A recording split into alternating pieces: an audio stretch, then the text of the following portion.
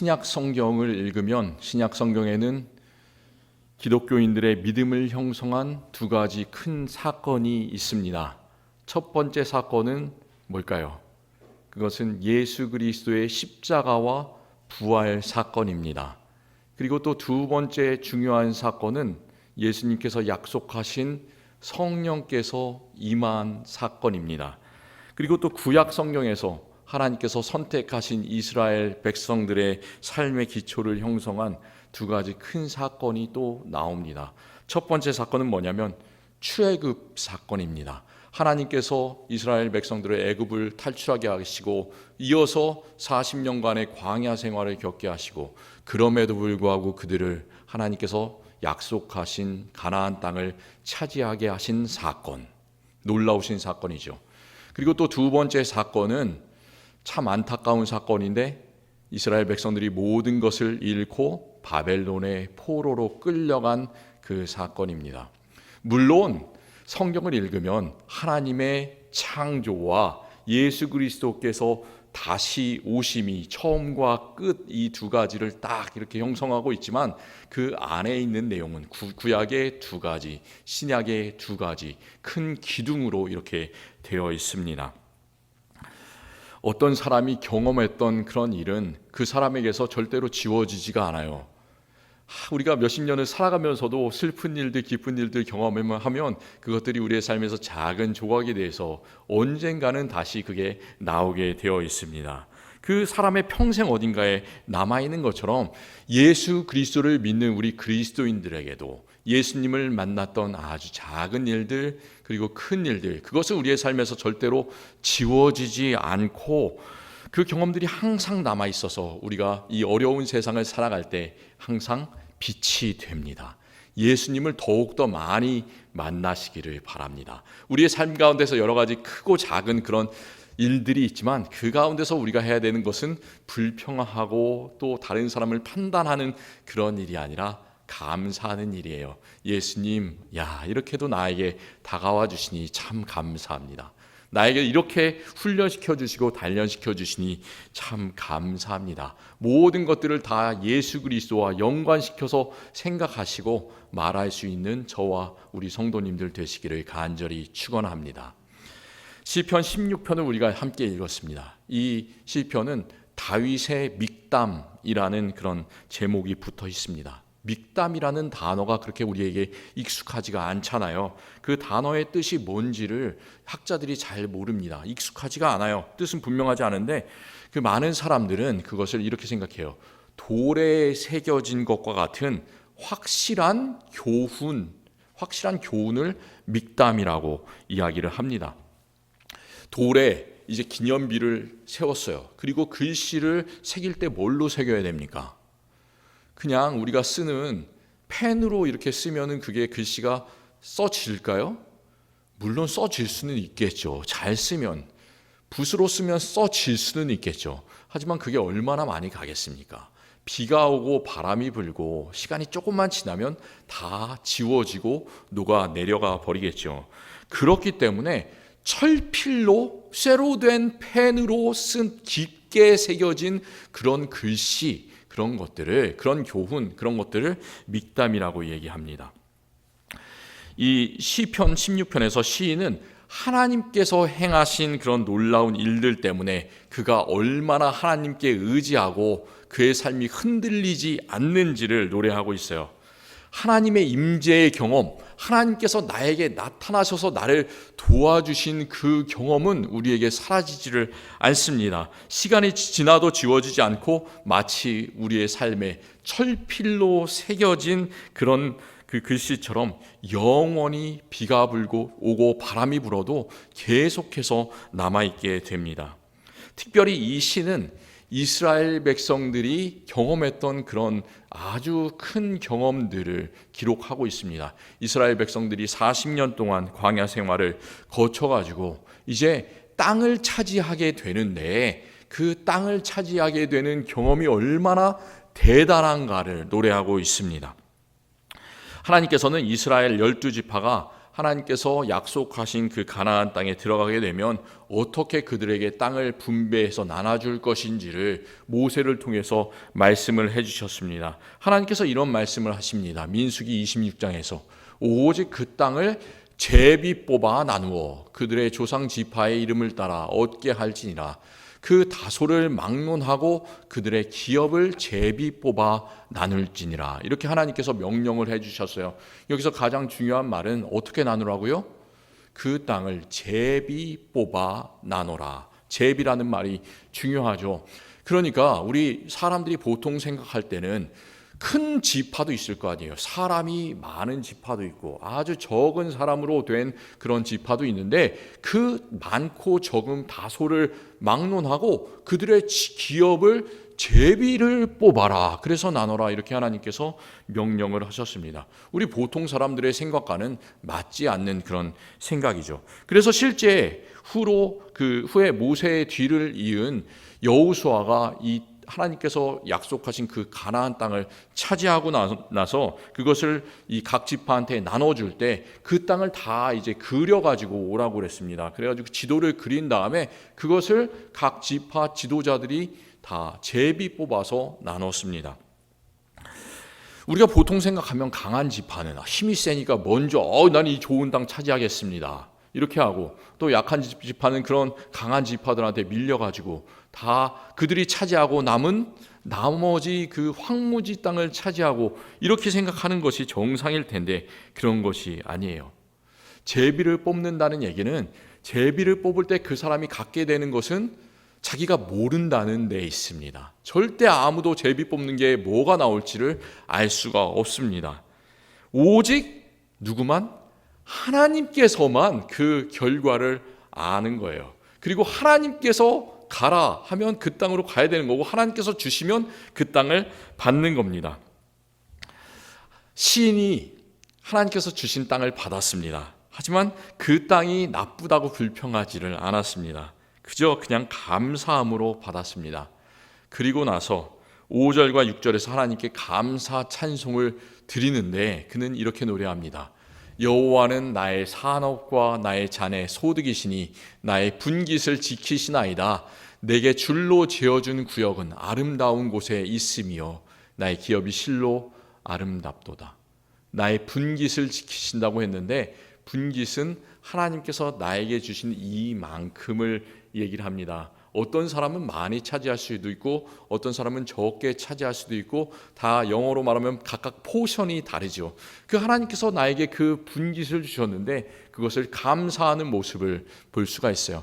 또 줄로 재어준 구역, 그렇게 하나님께서 그려오라고 이렇게 하신 그 구역을 나에게 주었는데 그것을 감사합니다. 참 이것은 아름답습니다. 이렇게 노래하고 있습니다. 이 구절을 우리가 읽을 때 우리는 두 가지로 생각할 수가 있어요. 첫 번째는 제비를 딱 뽑았는데 그 제비 뽑은 땅이 너무나 좋은 땅이 딱 걸린 겁니다. 그래서 다른 지파들은 참 황무지를 받았는데 나는 재수가 좋아서 하나님께서 좋은 땅을 주셨네. 아유 감사합니다 하나님. 이렇게 받을 수도 있는 거고요. 하지만 이 말씀을 보면 그런 게 아니잖아요. 하나님께서 어떤 땅을 주셨든지 간에 그 땅이 거친 땅이더라도 하나님께서 주셨으니까 감사합니다. 이렇게 시편 기자는 받고 있습니다. 그렇게 노래할 수 있는 근거가 뭘까요? 왜 나쁜 땅이더라도 이 시편 기자는 그게 아름답다고 내 기업이 참 좋습니다. 나에게 좋은 잔을 주십니다. 이렇게 얘기를 할까요? 그것은 하나님께서 그 땅을 주셨기 때문에 그렇습니다. 하나님께서 주신 거예요. 하나님께서 주셨으니까 하나님께서 이끌어 가시고 하나님께서 황무지를 적과 꿀이 흐르는 땅으로 변화시킬 수 있음을 믿기 때문에 이 시편 기자는 그 땅이 아름답습니다. 그렇게 말합니다. 세상에는 두 가지 종류의 사람이 있습니다. 이런 시편 기자처럼 모든 하나님께서 주신 것을 감사함으로 받는 사람들이 있고 그것들을 불평하면서 다른 곳으로 가는 사람이 있습니다. 다른 신을 섬기는 사람들이 있어요. 그 첫 번째 종류의 사람들을 시편 16편 3절에서 시편 기자는 이렇게 노래하고 있어요. 땅에 있는 성도들은 존귀한 자들이니 나의 모든 즐거움이 그들에게 있도다. 땅에 있는 성도들이라고 하는 것은 그냥 이렇게 보통 사람들이에요. 하나님께서 주신 것을 묵묵히 받아 누리는 그런 사람들. 그들과 함께 내가 이렇게 동행하면서 하나님께 영광을 돌립니다. 이렇게 믿음의 공동체로서 이 시편 기자가 감사를 하나님께 드리고 있습니다.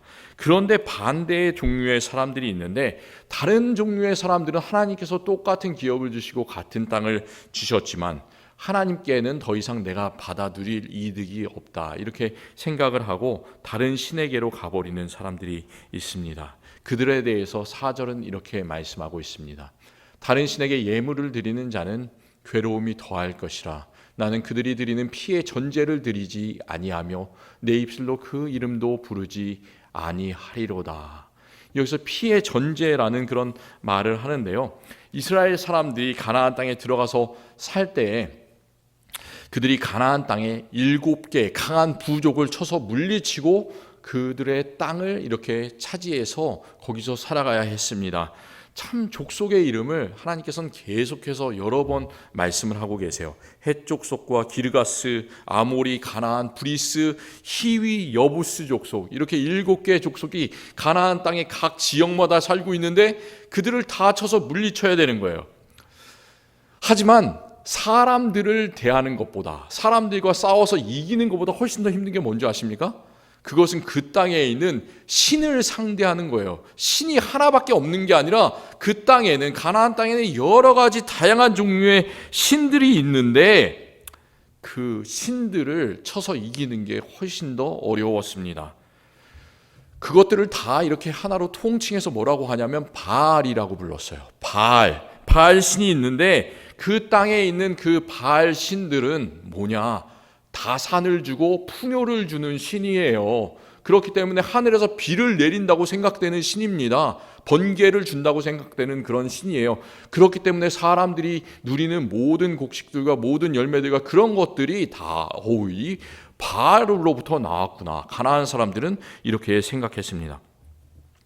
그렇기 때문에 이스라엘 백성들도 이 가나안 땅에 들어갈 때 마음이 흔들렸습니다. 그래서 하나님 대신에 이 바알 신이 훨씬 더 대단한 신이구나, 이렇게 생각하고 그 마음을 바알 신에게 뺏긴 자들이 늘어나게 되었습니다. 그 신들을 섬기는 거예요. 그래서 그 신들을 섬기는 그 방법대로 이렇게 섬기기를 시작하는데, 여호와 하나님께 그 이스라엘 백성들이 제사를 드릴 때는 어떻게 해야 됐습니까? 철저하게 하나님께서 정해 놓으신 그런 규정들이 있었습니다. 짐승을 잡아서 피를 이렇게 발라야 되는데 피를 정해 놓은 곳에만 발라야 됐습니다. 그래서 그 번제단에 이 양편에 뿔들이 있는데 그 뿔들에다가 속죄의 의미로 이렇게 피를 발랐죠.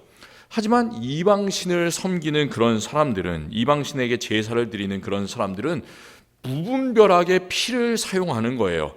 하나님께서 금지하시는 짐승의 피, 그것을 이렇게 자기가 마시기도 하고, 또 양이나 소를 드리는 것이 아니라 사람을 직접 잡아가지고 사람을 그 신에게 제물로 바치기도 하고 불태워 드리기도 하고, 그런 것들이 이방신을 섬기는 사람들이 행했던 그런 일이었습니다.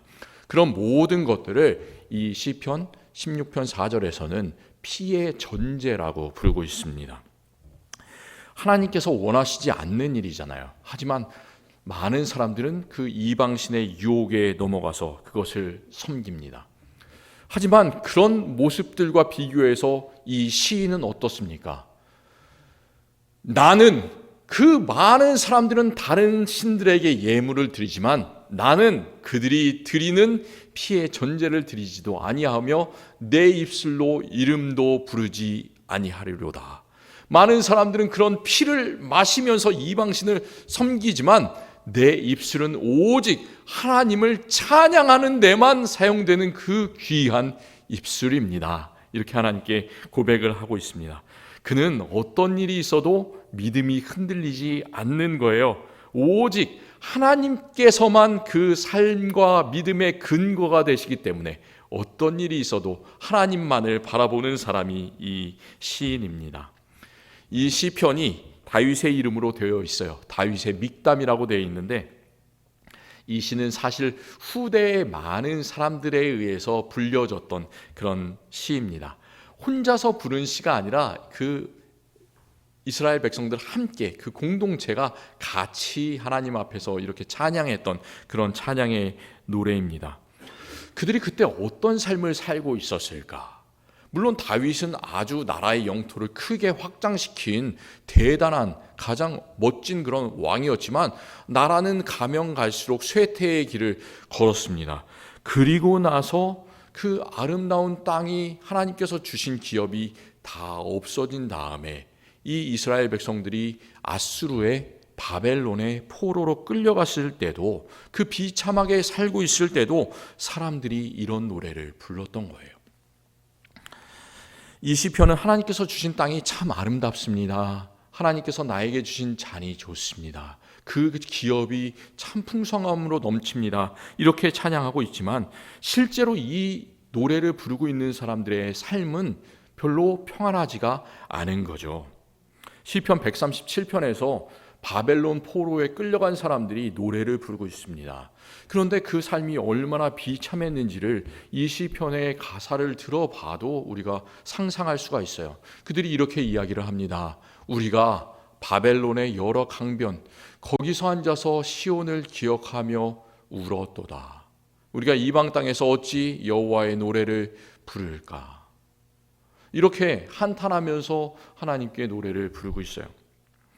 그리고 2절과 3절을 제가 말씀을 드리지 않았는데 어떤 이야기가 나오냐면 거기에 바벨론 사람들이 이스라엘 사람들을 포로 끌고 간 사람들이 뭐라고 이 포로가 된 이스라엘 사람들한테 얘기를 하냐면 야 우리가 지금 심심해. 그러니까 너네가 하나님을 찬양하는 너네 신을 찬양하는 그런 노래 하나 좀 불러봐. 우리에게 좀 그런 노래를 너네 나라 말로 들려줘. 이렇게 부탁하는 장면이 나옵니다. 그 이야기를 듣고 나서 이스라엘 백성들이 하는 얘기가 우리가 이방 땅에서 어찌 하나님의 노래를 부르겠습니까? 라는 그 4절 말씀이에요.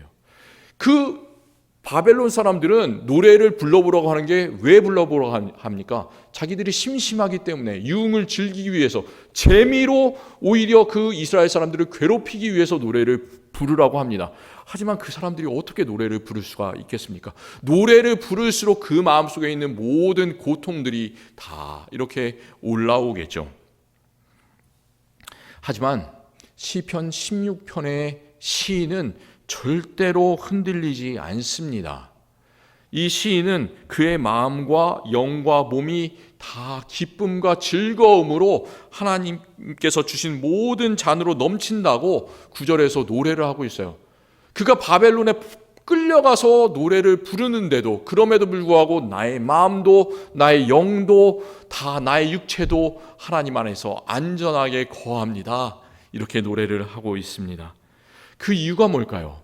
그 고통 가운데 살아가지만 우리의 삶이 여러 가지 어려움으로 가득 차 있어도 이렇게 마음도 기쁘고 영도 기쁘고 육체도 안전합니다. 그렇게 노래할 수 있는 이유는 우리의 모든 인격이 전인격이 다 하나님 한 분만을 바라보기 때문에 그렇습니다. 세상에 참 많은 것들이 있습니다. 많은 사람들이 있습니다. 하지만 실제로 생각해 보면 그런 것들은 별로 중요하지 않아요. 하나님께서 세상을 다스리시고 우리가 갈 저 천국의 소망에 비교하면 그런 것들은 아무것도 아니게 되는 거죠. 하나님께서 그에게 주신 땅과 기업은 다 뺏겨버렸지만 그는 눈에 보이는 땅, 눈에 보이는 그 기업을 바라보는 것이 아니라 영원한 우리의 기업이 되시는 하나님 한 분만을 바라봅니다. 그렇기 때문에 그렇게 찬양할 수가 있습니다. 하나님께서 그의 눈앞에 보이지 않아요. 우리 하나님을 본 사람이 아무도 없다고 이렇게 얘기를 하지 않습니까? 하나님은 어떻게 눈으로 우리가 봅니까? 영이신 하나님을. 그렇지만 그는 이렇게 담대하게 고백하고 있어요. 내가 여호와를 항상 내 앞에 모시며 그가 나의 오른쪽에 계심으로 내가 흔들리지 아니하리로다. 눈에는 보이지 않지만 마음으로 영으로 나를 늘 도와주시고 내 앞에서 좌정하여서 나에게 힘을 주시는 그 하나님을 늘 믿고 있습니다. 그리고 찬양하는 거예요. 또 이렇게 7절에서 고백해요. 밤마다 내 양심이 나를 교훈하도다. 내 양심에 무엇이 있길래 밤에 잘 때 그런 소리가 들릴까? 우리는 자면서 여러 가지 꿈도 꾸고 여러 가지 악몽도 꾸고 여러 가지 다른 소리도 듣지 않습니까? 하지만 이 시편 기자가 얘기하는 것은 내 양심이 나를 교훈하도다. 하나님의 말씀이 들려온다고 말씀하고 있습니다. 이 말씀을 우리가 이렇게 볼 수가 있어요. 내 안에 언제나 계신 성령께서 우리의 연약함을 도우시고, 또 우리는 마땅히 기도할 바를 알지 못하지만 오직 성령께서 말할 수 없는 탄식으로 우리를 위해서 친히 간구하시느니라. 이런 사도 바울이 고백했던 로마서 8절 말씀으로 우리는 이 시편 16편 7절 말씀을 읽을 수가 있습니다. 그렇기 때문에 그는 예루살렘 성전에 아주 고귀하게 있을 때도, 또 바벨론의 포로로 끌려가서 있을 때도, 낮에도, 또 심지어 밤마다 이렇게 하나님을 찬양하면서 늘 그 마음속에 말씀하시는 하나님의 음성을 듣는 거예요. 우리 성도님들은 하나님의 음성을 들으시면서 살아가십니까? 아니면 내 소리, 내 주변에 있는 사람들의 소리에만 귀를 기울이십니까? 우리들이 진정으로 들어야 되는 그 교훈은 우리 안에서 늘 말씀하시는 하나님의 음성입니다. 하나님의 음성을 발견하시고 꼭 들으시기를 바랍니다. 그 길로 행하시기를 바랍니다. 우리가 이 시편을 읽으시면서 어떻게 하나님께서 성경에 기록된 그 수천 년 전의 구약의 말씀이 진짜로 살아있는 말씀으로 우리에게 역사할 수 있는가, 그것을 간접적으로 발견할 수가 있어요. 여기서 10절 말씀이 참 중요한 말씀입니다. 이는 주께서 내 영혼을 스올에 버리지 아니하시며 주의 거룩한 자를 멸망시키지 않으실 것임이니이다. 우리가 이 구절을 읽을 때 그냥 아주 평범하게 읽을 수도 있습니다. 아, 하나님 나를 보호해 주시니까 좋습니다. 다른 사람들은 지옥에 떨어지지만 나는 지옥에 떨어지지 않고, 나는 스올이 지옥이잖아요. 지옥에 떨어지지 않고 나를 천국으로 인도해 주시니까 감사합니다. 그렇게 입술로는 얘기할 수 있어요. 하지만 우리가 그렇게 입술로 얘기할 때 우리의 마음속에 큰 감동이 생깁니까? 천국에 대한 소망이 생깁니까? 예수 그리스도께서 우리를 구원해 주셨다는 그것에 대한 감사함이 막 속으로부터 일어납니까? 실제로 우리의 삶에서 그런 일이 일어나야 돼요. 우리가 이 말씀을 읽을 때, 이 구절을 읽을 때 참 놀라운 일은 사도 베드로가 이 구절을 읽고 나서 이 구절을 어떻게 사용했냐면, 예수 그리스도를 십자가의 죽음에서 다시 살리신 하나님의 전능하심을 발견하고 찬양하는데 이 구절을 사용했습니다. 주 예수께서 하늘에 올라가실 때 한 가지를 약속하셨죠. 너희들은 뭘 하라고 했습니까? 너희들은 가서 예루살렘에서 내가 약속한 것을 기다리라, 이렇게 말씀하셨거든요. 그래서 그 제자들은 예수님께서 뭘 주실지, 뭘 약속하신 것이 무엇인지 잘 알 수가 없었어요. 하지만 그 약속하신 것을 기다리면서 다락방에 모여서 120명이 함께 기도하기에 아주 힘썼습니다. 함께 모여서 기도했던 무리들에게 하나님께서, 예수 그리스도께서 약속하신 대로 성령을 주셨습니다. 성령을 주셨을 때 그때가 언제였냐면 이스라엘의 3대 절기가 있죠. 그 중에서 한 가지 절기였던 오순절이었습니다. 많은 사람들이 예루살렘에 올라와서 예배를 하나님께 드리기 위해서 올라왔습니다. 많은 사람들이 모여서 성령이 임하신 그 모습을 봤습니다. 저 사람들 뭐해? 쟤네 뭐야? 이렇게 하고 있는데 베드로가 그 앞에 당당하게 담대하게 서서 11 사도들과 함께 하나님의 말씀을 증거하면서 대단한 설교를 하는 거예요.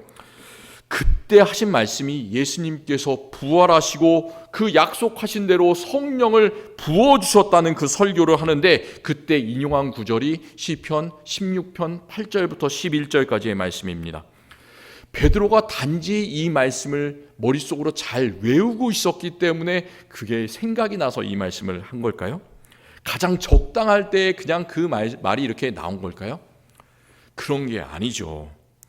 그가 그렇게 할 수 있었던 이유는 뭐냐면, 성령께서 베드로에게도 마음의 담대함을 허락하여 주시고, 또 성령께서 그 마음속에 오셔서 그를 변화시켜 주셨기 때문에 그 많은 사람들 앞에서 전혀 두려워하지 않고 예수님께서 부활하셨습니다. 하나님께서 약속하신 대로 우리에게 성령을 부어주셨습니다. 그렇기 때문에 이 사람들이 변했습니다. 나도 변했습니다. 이렇게 그 많은 사람들 앞에서 소리칠 수가 있었습니다.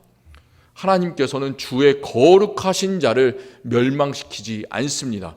주의 거룩하신 자, 이 말을 볼 때 어떤 사람은 나를 구원하시네, 그렇게 그냥 우리가 교회에서 늘 듣던 말로 생각할 수가 있는데, 베드로는 이 말씀을 딱 성령을 받아서 보는 순간에 주의 거룩하신 자가 바로 하나님께서 보내신 예수 그리스도시구나, 그것을 마음속에 깊이 경험을 한 거예요.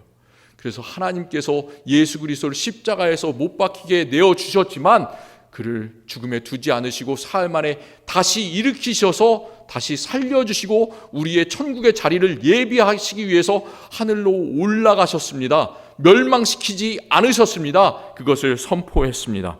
우리도 마찬가지예요. 이 구약의 말씀, 수천 년이 된 말씀이 우리에게 아무것도 아닐 수도 있어요. 하지만 성경의 1.1획도 변하지 않고 예수님께서 오실 때까지 꼭 다 이루리라, 그 말씀은 무슨 뜻이냐면 그것들이 지금 살아가고 있는 3,000년 후에 살아가고 있는 우리들에게도, 2,000년 후에 살아가고 있는 우리들에게도 그것이 살아가지고 우리의 마음과 골수와 영혼을 찔러 쪼개는 그런 말씀이 된다는 그런 말씀입니다. 진정으로 하나님의 말씀이 우리 가운데 살아 역사하기를 원합니다. 시편 16편의 이 우리가 읽은 구절들이 우리 가운데 진정으로 살아서 역사할 수 있기를 원합니다. 우리도 이 16편 11절 말씀을 우리의 입술로 진정으로 고백하고 담대하게 외칠 수 있기를 바랍니다. 이 말씀을 같이 읽어보겠습니다. 주께서 생명의 길을 내게 보이시리니 주의 앞에는 충만한 기쁨이 있고 주의 오른쪽에는 영원한 즐거움이 있나이다. 우리 주 예수 그리스도와 함께하는 사람은 결코 쉽게 흔들리지를 않습니다. 눈앞에 보이는 것이 지금은 없어도, 지금 겪고 있는 일들은 힘들어도 주밖에는 나의 복이 없다고 고백하는 것이 바로 우리들의 믿음이에요.